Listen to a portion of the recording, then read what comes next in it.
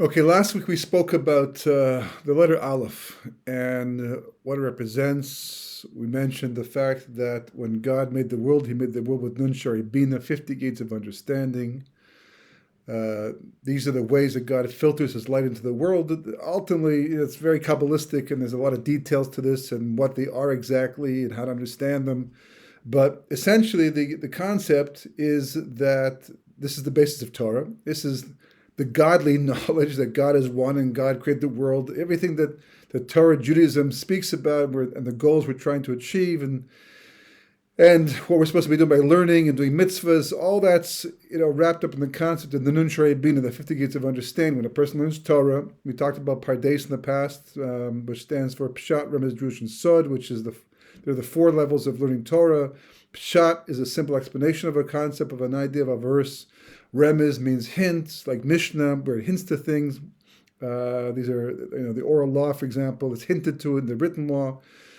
And then you have drush, like the word medrash, which means exegesis, which is exegetical teachings. Most of it has to do with tradition, meaning that we wouldn't know them if it wasn't for the fact that God told Moshe or a prophet, pass them down, and they became part of our Torah tradition, and they were taught over, eventually compiled. We have midrashim, later days, that are called midrashim, even though they might not be traceable back to Moshe Rabbeinu or such an early time period, but they're based upon certain traditions, certain ideas, and sometimes the principles that we use to learn things out.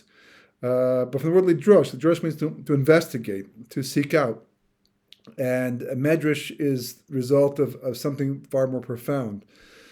And the sod, the samach of Pardes, it's an acronym. It's Roshi Tevas. These are the head letters of four different words: Pshat, Remez, and Sod. But the word Pardes itself means orchard. There is a Hebrew word Pardes, which means orchard, and it's not a coincidence because this is the intellectual orchard. This, in fact, Gan Eden, paradise. The word paradise comes from Pardes, obviously. That it was more of an intellectual, spiritual orchard than, let's say, the physical one we have today. But Sod is secret, which means Kabbalah. So every idea has these four levels built into it, even though we have to come back and maintain the original concept. But this is what's going on. So when a person learns, for example, just Chumash, right? In the beginning, God made the heaven and the earth. Bereshis b'Elokim so shemayim v'sa'aretz. That's Pshat. That's the simplest explanation of the verse. Rashi points out that the word Bereshis is incorrect grammatically to say the beginning God made the heaven and the earth. So rather to say that, you would need the word Berishonim. We don't have Berishonim. It says Bereshit. So therefore Rashi says it's hinting to a deeper level of understanding. And you look at the word Bereshit as two words. Ba, which is like a preposition, and then Reshis, which is a proper noun, which means literally for the sake of the beginning, or the sake of the one, that which is most important to God. And that's Torah is called Reshis, and the Jewish people are called Reshis. So it means that for the sake of Torah, the sake of the Jewish people who will live by Torah, that God made the entire world. That sounds a little bit self-centered, but as you can see, Torah Judaism is not an easy sell. Other religions, they don't demand that much from you, and sometimes they allow you to express your inner animalistic instincts, as we've seen. But Torah demands you be a tzaddik, or at least it pushes you in that direction. 613 mitzvahs. And even though you can't do them all, and many don't apply to everybody, if any apply to everybody, but still, there's a lot of mitzvahs for the average person to do. And anybody who's involved in outreach in Kiruv knows that trying to get people to stop being secular and take on Torah tradition, not by being compelled, but intellectually understanding the truth, knows it's very hard. It works. It takes time, years sometimes, if you can get their attention. So, it's like, what are we selling over here? We're not selling, a all expense paid trip to the Bahamas or something like that, Eilat. But it's something that requires tremendous work and commitment and willingness to work on becoming someone made in the image of God. So when we say that it's made for the sake of the Jewish people live by Torah, it's like the sake of people who are prepared to give up their lives for the purpose of creation, as God taught it to us. So That's what that's being hinted to in that the word Bereshis. That's remes, that's hint. And then you have the third level, which of course is drush, which means to investigate, l'dros, to seek out. And you see, midrashim, they sometimes you can find an allusion in the verse to what the medrashas say, but most of the time you can't. A lot of times, basically, it's just something that it's the background story, it's the back pages of the story, as they say, right? And something you could only know if you had a tradition or you were there, which is not likely for time of pre-Torah, or a prophet was told by God to include this in the story. It gives some very important background information. But like for the example, the word Bereshis is actually meant to be on the level of drush, Barashis, which means he created six. So when God said Bereshis, the very first moment of creation, he created at that moment at least the potential, the 6 days of creation. And then each one just basically became revealed as time went on. And as the Medrash says, even the 6 millennia that followed, because they're rooted in the 6 days of creation. And that's Medrash. And then Kabbalah takes the same word, Bereshis, and says Barashis also creates 6. But there the 6 are referring to the 6 spheres of Chesed through Yesod. We know there are 10 spheres, Keser, Chachma, Bina, include Das. Also there's sometimes Chesed, Gevur, Tiferes, Netzach, Yesod, and Malchus. But the 6 spheres, what am I talking about? Spheres. Okay, it's a different discussion. Look it up online. Today you can get the whole story of spheres online, right? There's all kinds of sites that talk about these Kabbalistic ideas, and they've written books about it, but we're just using as an example, right? And you have that God made the 6 spheres of Chesed through Yesod at that moment, because they're basically the basis of the 6 days of creation and the 6 millennia of history. Those 6 spheres, they're like the DNA, the cosmic spiritual DNA. All the potential for a particular millennium comes from one of those spheres. So the sphere of Chesed is the basis of the first 1,000 years. The sphere of Gevura is the basis for the second 1,000 years, and all the way to our millennium, which is Yesod. So you have one word, that Bereshis, and we have a hint in that word, and we have a drush on that word, and we have a sod, Kabbalah, in that word. And this is only one word, and this happens for pretty much the entire Torah, and so many different concepts. So that's the Nun Shari Bina, because it's not just knowledge for knowledge's sake. Each insight that a person gains by walking through Pardes, by entering Pardes on whatever level they can, and lest you think it doesn't apply to you, the Arizal says very specifically in Shar Gilgulim, everybody is obligated to learn all 4 levels, so they can't do it their own. They have to hire a teacher to do what he says, because if you don't do it in a lifetime, you will reincarnate to come back and make up for that, and make up for the levels you didn't get. Rav Chaim Vital, who was the premier student of the Arizal in the 1500s, and died in the 1600s, says that he was the reincarnation of Rav Vidal. And Rav Vidal was the Maggid Mishnah on the Rambam, who didn't, at that time, Kabbalah was very controversial in that generation, and he didn't believe in Kabbalah as a Torah tradition, so he didn't learn it at all. And therefore, to make up for that, he had to come back later on as Rav Chaim Vital, as a student of the Arizal, and specifically learn and teach Kabbalah. So that's what the Arizal says, and I hold to this, and I believe it. It's authoritative. Pardes is relevant to everybody on whatever level they can. But the whole point of it is in pursuit of God. It doesn't make a difference what we're doing. You might get involved in a great Torah discussion, have fantastic halachic. You see some of these halachic discussions are so technical, and God's not mentioned anywhere in any of it. It's like, and there's no feeling of spirituality necessary. It's so like Shabbos halacha especially is so technical. But the word halacha comes from the word halech, which means to walk, because the whole point of halacha is to teach you how to walk in the ways of God, to come closer to God. So my Rosh Hashiva, Rav Noach Weinberg Zatzal, used to teach us that there are 4 things you have to do when you're learning. The first thing is, what does it say? Simple pshat. What does this say? The second level is what does Rashi say?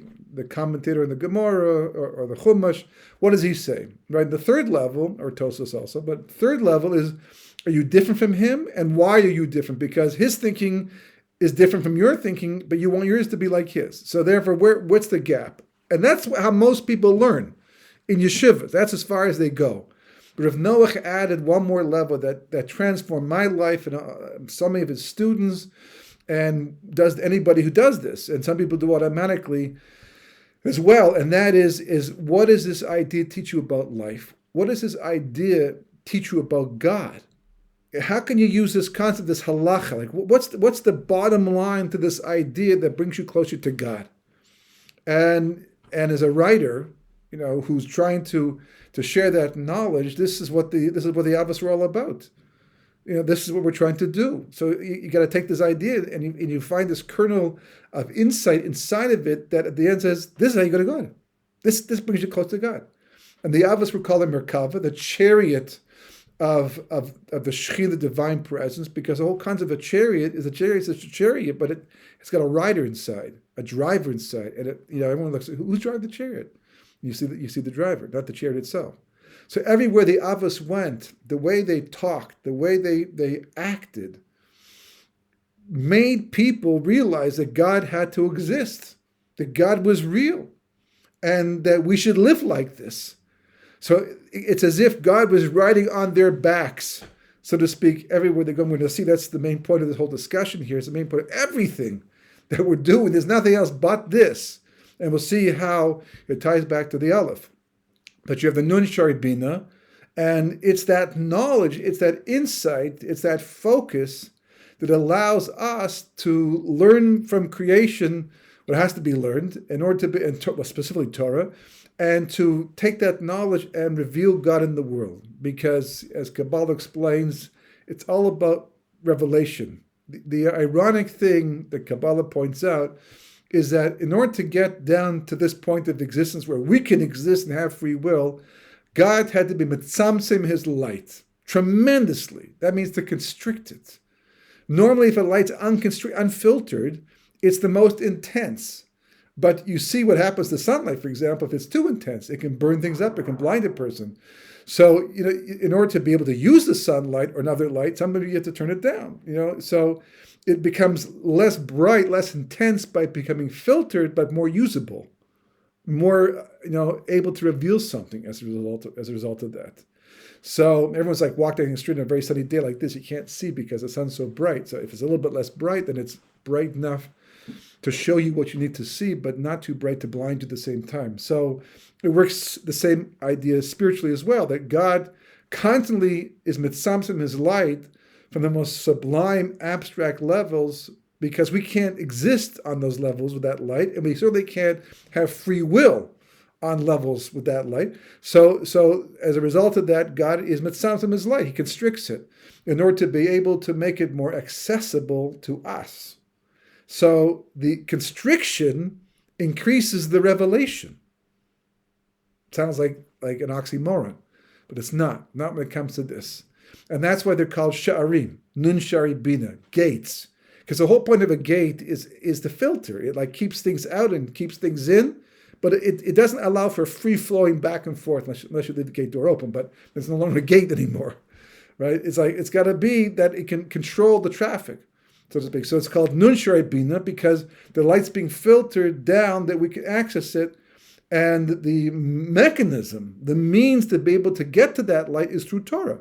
Torah is the portal. It's in the world. The world was made with Nun Shari Bina, which means that you can access this knowledge just through science and creation, everything, the whole world. But who does that?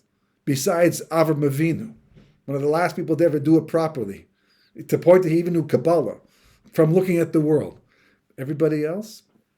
Just the opposite. They don't see God. They use the world to disprove God, so to speak, air quotes, right? To disprove him, to say he doesn't exist. So that's not working out for them. So that's why God gave Torah, because that became our cheat notes, so to speak, portal to get to that. So Mitzrayim, which is the quintessential suppressor of the Nun Shari Bina, as we said last week, Mitzrayim was Egypt once, but it doesn't mean Egypt. They use it in the Atlas for Egypt, geography for Egypt, because that's what it was once called in the Chumash. But in reality, Mitzrayim is a conceptual reality that can be anywhere in the world. Today, America would be more like the Mitzrayim of that time than the Mitzrayim is today. Today it's Muslim, and they certainly don't live like they did back in Paro's time. Some might, but that's called corruption in Egypt. So America, though, is more open. America is more into gushes, more into materialism, more into the ways of life of the Mitzrayim back at that time. So that would be closer to Mitzrayim today. So Mitzrayim means Meitzur Yam, constrictor of the 50. So the Mitzrayim, by definition, means any society that constricts Torah knowledge. Plain and simple. Works against the idea of Pardes, gets you stuck down here in the world of Pshat, the simple explanation, and then says, doesn't make sense.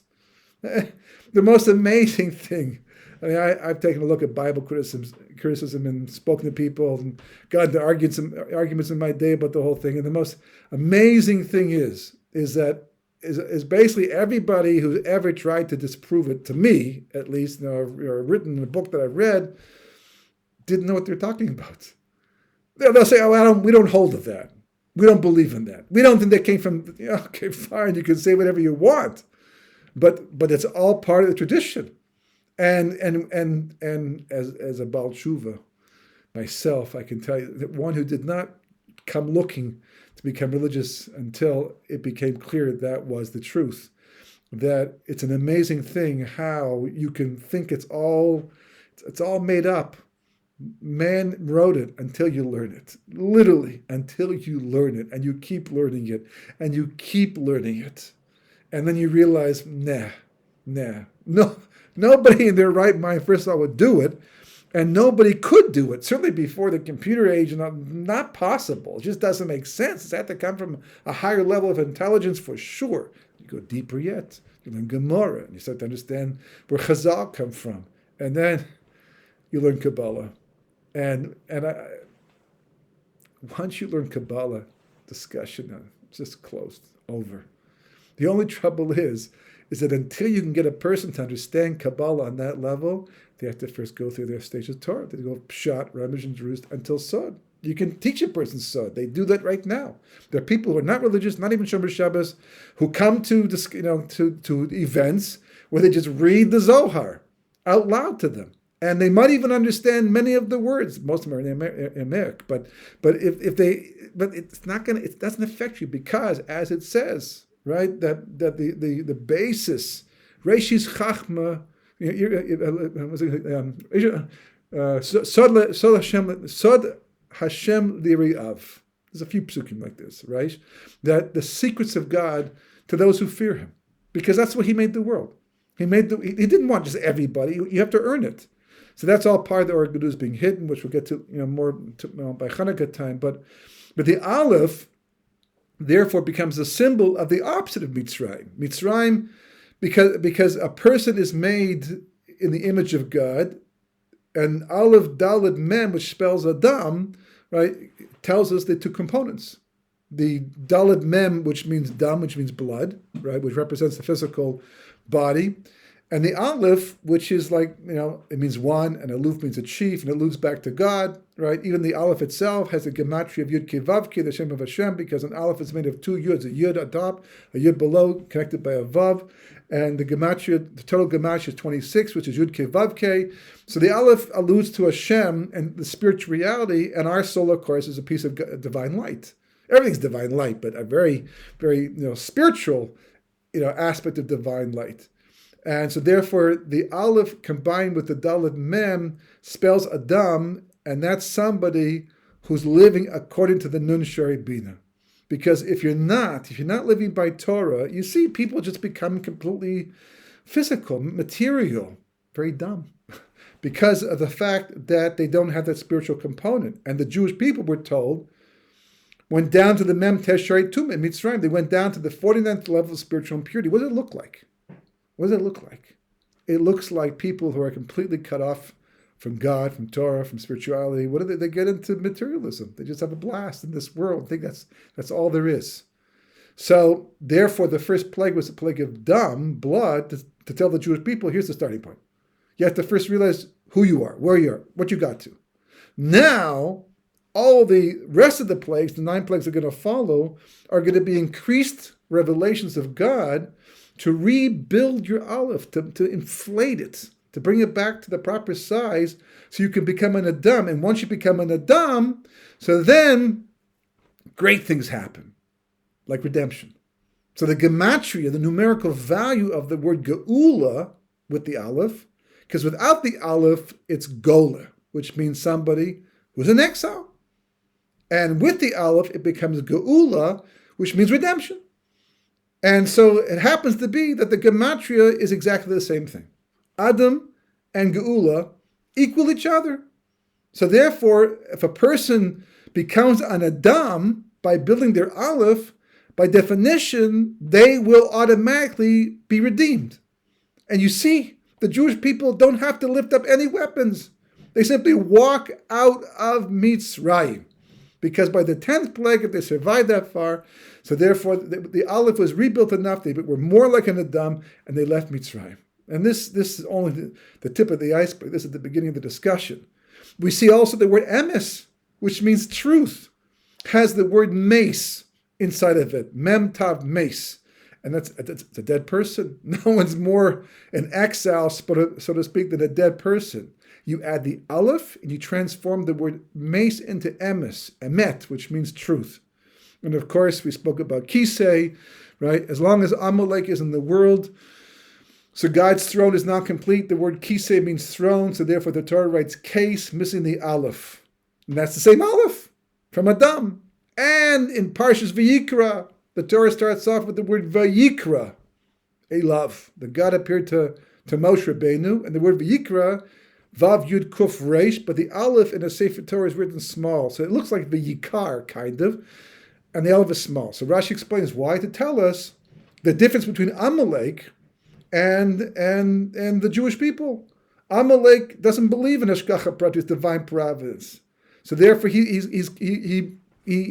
everything from his perspective is just happenstance. It's just it's not a real divine providence. There's no godly involvement in the lives of mankind.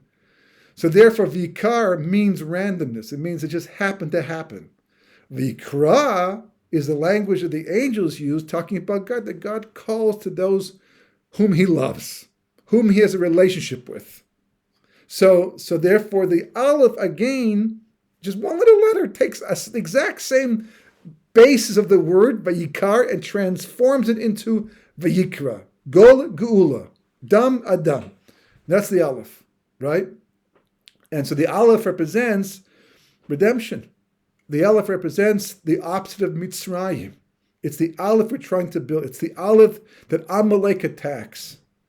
Now, what's interesting, more than interesting, it's really the whole story, is that the letter Aleph, we know, as I mentioned before, has the gematria of 26, because every letter in the Aleph base is comprised of other letters, except for the letter Yud. The letter Yud is the only one it's just itself, a small little point with a little roof and all, and so the Gemara says, for example, that the word was made for tshuva, it was made from mehei, right? And Olam Haba, though, is represented by the letter Yud, because just like the Yud is pashtus, is divine, sublime simplicity, so is the world to come. So therefore, the Yud is the only letter. But every other letter, especially the Aleph, is made up of other parts. So you have two Yuds, a Yud above and a Yud below, and a Vav between the two of them. So Vav is 6 and 2 Yuds is 20.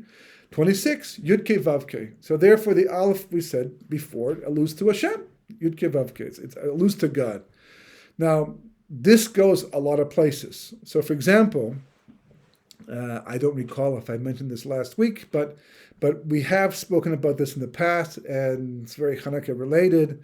So if you look in Parashat V'yechi, it says that Yaakov was about to reveal to his sons the end of these. He was about to die. He's on his deathbed. He knows his days are numbered, and he wanted to give them a helping hand to survive the future and prepare for the redemption. So therefore he says, gather around, and I'm going to tell you about what's going to happen to you at the end of days. And we're all on the edge of our seats because we want to know, because we are at the end of days, and we need to know what's going on. Nothing. He doesn't say anything. He just starts blessing the Jewish people, blessing his sons, the 12 tribes. And we're all going, what happened to that fantastic, spectacular prophecy? So Rashi explains that the prophecy was taken away from Yaakov Avinu. He wasn't able to give it over, so therefore he just went to blessing them, as he was able to do, and recorded in the Chumash itself. So from the Chumash, why was it taken away? Where'd it go? What happened? Why did he forget it? We don't know. But the Gemara says a little background information. Medrash. It provides a medrash in the Gemara it's called Galata, but it means the same idea. Provides us with some background information to the story. So Yaakov, when he loses the prophecy, he gets all uptight. And he turns to his sons and says to them, he says, okay, something wrong with somebody here? Like, why would God take the prophecy away? Someone unfitting? After all, my grandfather gave birth to Yishmael, right? And my father gave birth to Esav also. and maybe I did too. Maybe out of my 12 sons, after all, you did sell Yosef, you did work against God, you didn't tell me the truth. There's lots of things you had to fix up, right? And maybe you didn't. Maybe God said, nope, not good enough. So they come back and they say, no, Shema Yisrael, Hashem Elokeinu, Hashem Echad. Hear, O Israel, the Lord our God, the Lord is one. Good, fantastic. Okay, what was that answer? What was the question? What was the answer? So the Gemara says, they're saying to Yaakov Avinu, because this must have been the question, because that's what they're answering. They say, just like God is one in your heart, he's one in our heart too. Good. Hashkafa 101, fantastic. But what does that answer? Yaakov doesn't ask that question. He just comes back and says, Baruch Shem Kavod Machuso Le'olam Va'ed. He comes back and he answers with a second verse of the Shema. And now we're even more confused. Like, what was the dialogue all about? He's asking, did everybody do tshuva? And they're coming back and saying, Shema Yisrael. Kilu, yeah, we davened, right? And he says, Baruch Shem Kavod Malchus. And the Gemara doesn't add any more. So, on one hand, the Gemara is giving us more information than the Chumash did, but not enough to know what actually went on. Now we have a question on the Gemara. So the Gemara explained the Chumash, but now we got questions of the Gemara. So the Zohar comes along and provides more information, important information, crucial information. It says that Yaakov Avinu actually wanted to give Baruch Shem Kavod Machuso Le'olam Ve'ed 25 letters, just like the Shema. The Shema has 25 letters. You add them all up, right? Shin Mem Ayin Yud Kei Vav Kei. You add them all up, 25 letters. Big number. 25, like we learn from Chanukah, alludes to the primordial light of creation. But he didn't. He only gave it 24 letters because he realized that the unity, the Yichud Hashem, and you need to know what that means, was not quite there yet. And that's why the prophecy was taken away from him. That as much as the brothers claimed that God was one in their heart and that he saw everything as being from God and that they didn't get confused by the world around them, by the news, by the headlines. No, they knew it was all the hands of Hashem. They knew that the Kosh Baruch was behind Hamas and behind this. And they're saying, no, we're no longer fooled by all that. Yaakov says, not buying it.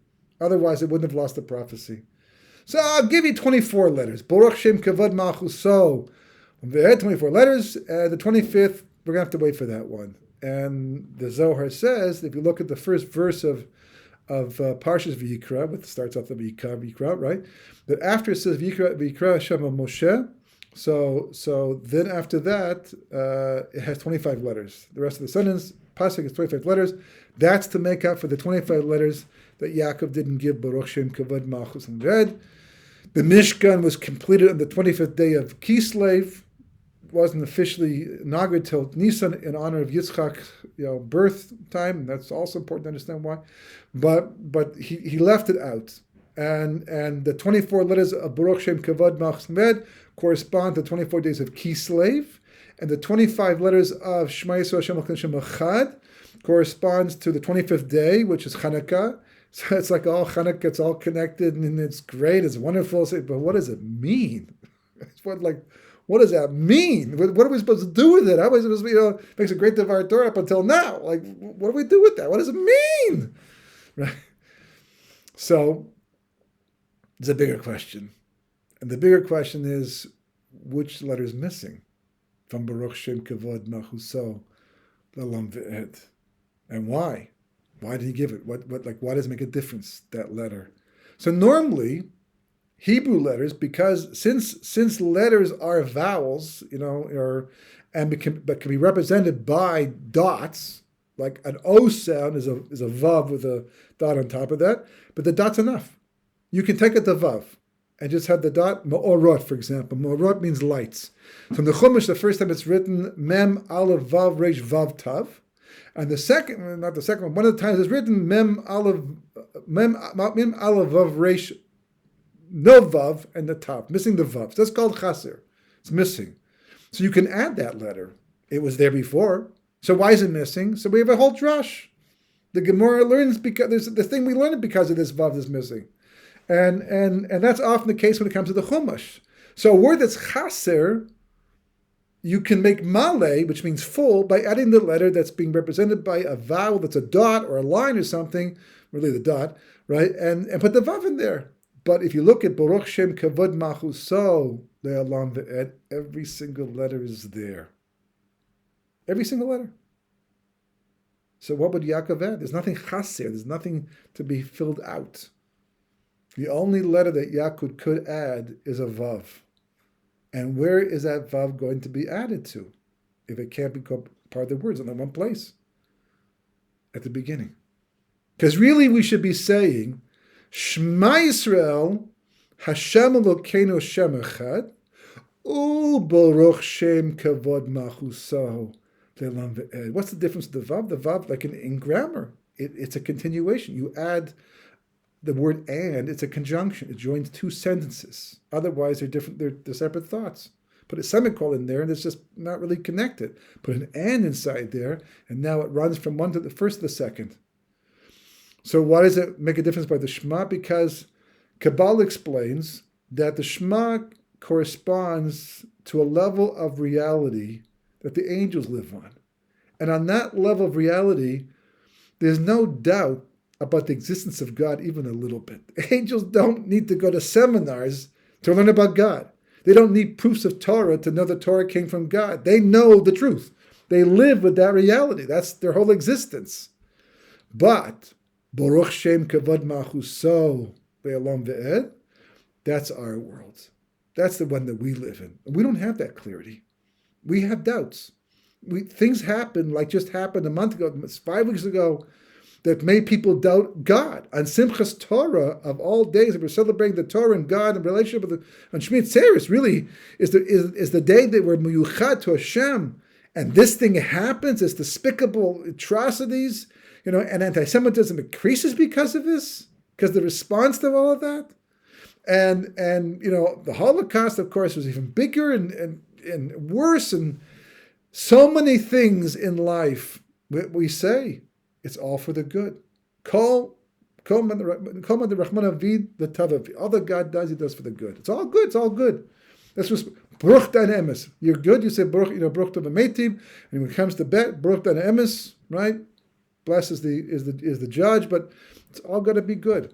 In Olam Haba, one Baruch we're saying on all that took place, because then we'll see how the bad was good too. It's not easy. So this is a world of Emunah. And that's one of the reasons why we have this, because we're here to develop our emunah and express our emunah, and by expressing that emunah, we actually reveal God to the rest of the world. We do a mitzvah, you believe in God, people see that, you're being a merkava, a chariot for the Shekhinah. So that's what the Vav would do. The Vav in Yemot HaMashiach means that the clarity of the angels will also become the clarity of man. Which is why in Yom Kippur, when we're supposed to become like angels, we say Baruch Shem Kavod out loud, as the angels do. We don't add the Vav yet, because it's only temporary. But we at least say Baruch Shem out loud to say, yeah, now we're clear on Yom Kippur. But we're still Emunah. It's more of a symbolic thing than it is an actual reality. So, therefore, we don't have the Vav. But we say it out loud. Okay, but eventually, in Moshe Mashiach, when, as Zechariah predicted, we prophesied, that on that day God will be one, he'll be king over the entire world, and that day God will be one, and his name will be one, right? Which is the opposite of what Amalek tries to do. Amalek, we see, divides the name of God in the minds of people by destroying the connection between man and God, by giving the impression that God's not involved in creation, not involved in the lives of people. That's doing all that. That's what Amalek does, right?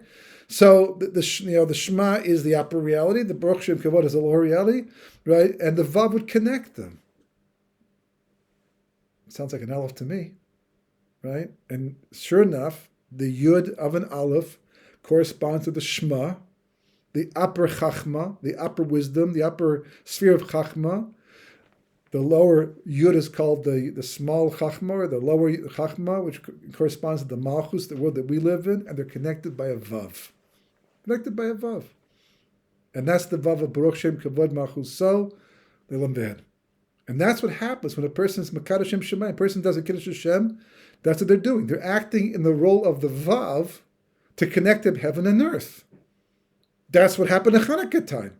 When people went out and put themselves in the line to fight on behalf of God and Torah, at the risk of life, it was a tremendous Kiddush Hashem, tremendous Mesiras Nefesh. They acted in the role of the Vav. They connected heaven and earth. That's what the Avos were doing, by being a Merkava, by teaching the world about God, by the way they lived. That people saw through them, they're acting in the role of the Vav.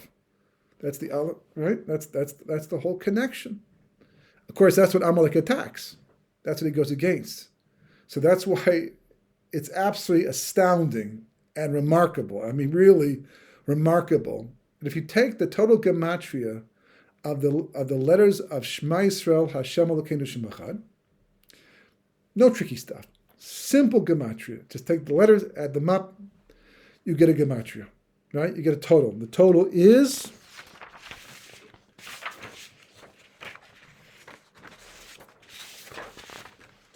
I can just find it. The total is 1,118. You can do the math for yourself. Or you can write me, I'll send it to you.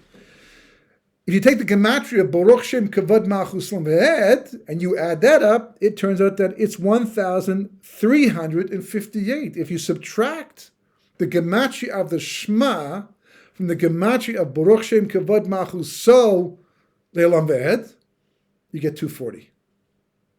Oh, wow. Wow. 240? Do you know what 240 means? What it corresponds to? The gematria of Amalek is 240. The gematria of Safek, which means doubt, is 240. So, that's what happens when the Vav is not there. You get Safek. You're left with, in other words, Baruch Shem Kavod became important because of the doubt that was developed. Now, where did it come from? So it says that another name for the tree of knowledge, good and evil, was Ilana de Sveika, the tree of doubt, good and evil.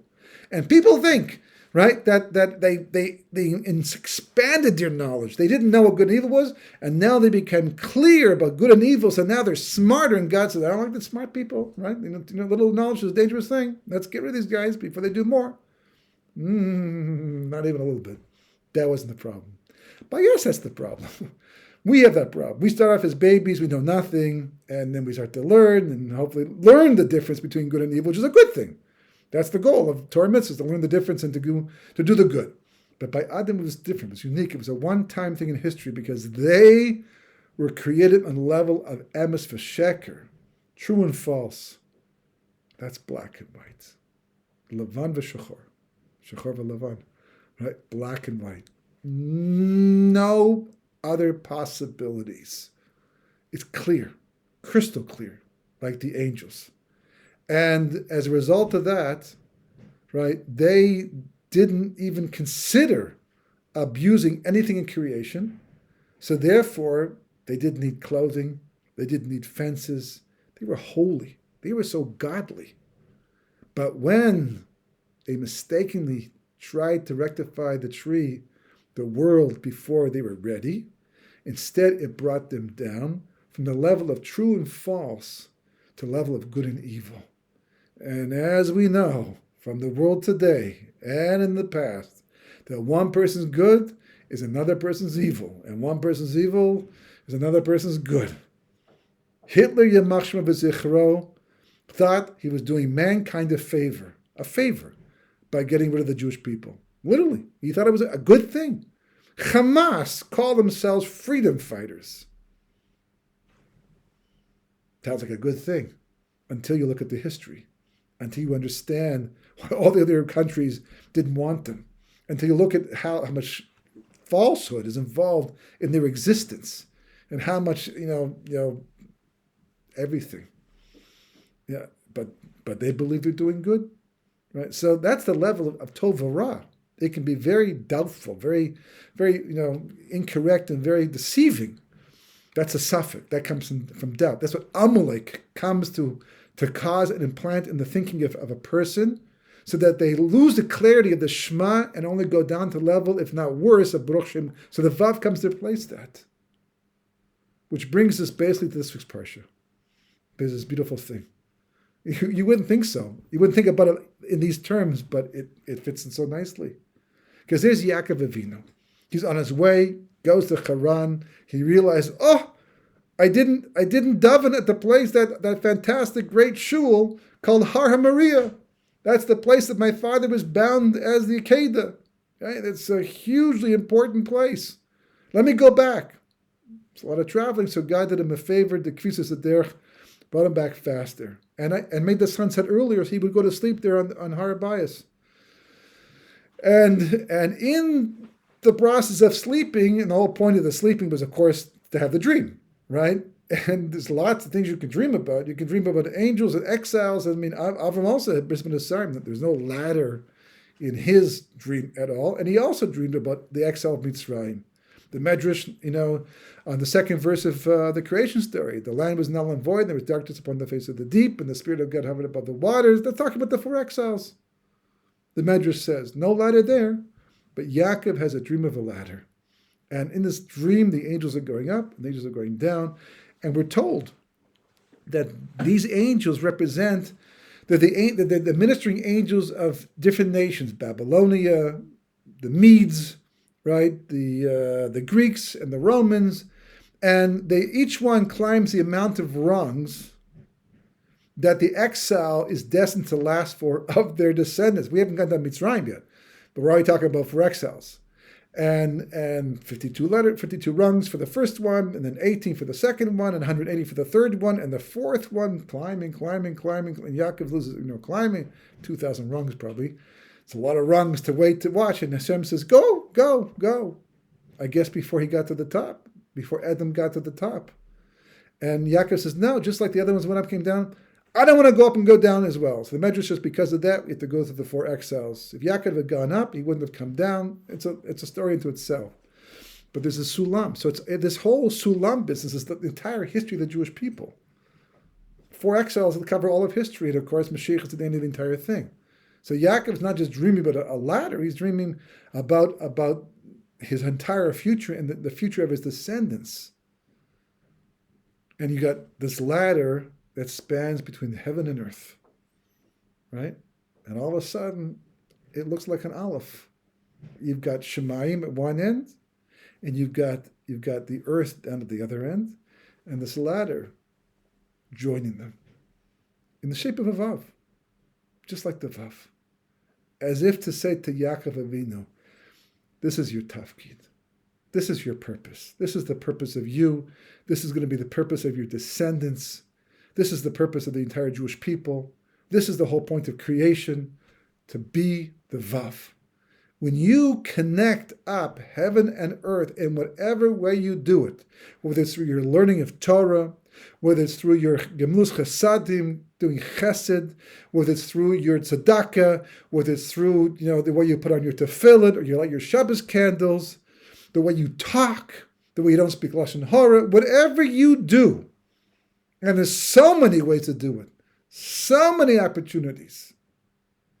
You act as the Vav, and you connect up the upper Yud and the lower Yud, the Shema and Baruch Shem Kavod, Shemayim and earth. You make the Aleph an Aleph in whatever personal way you can do it. you do it. And when you make the Aleph, all of a sudden dam becomes a dam. Gola becomes geula. Case becomes kisei. Mace becomes emes. And that's how you rectify the world. We're not done yet. That's pretty much still part of the introduction, but more.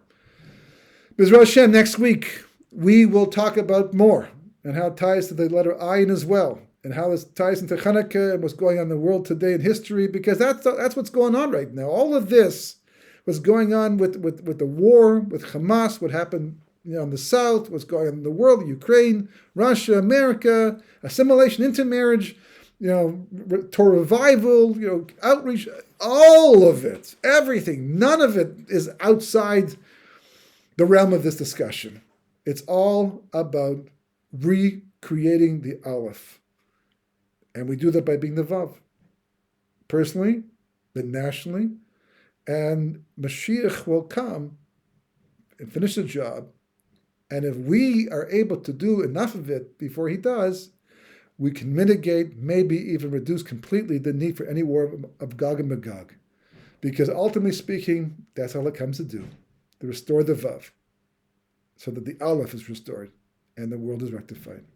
So, have a wonderful Shabbos, a peaceful Shabbos. Should be only good news for the world and the Jewish people. Evil should be banished. The Aleph should be rebuilt. All of mankind should go from the level of dumb to a dumb. And we should be around to witness it and enjoy it as well.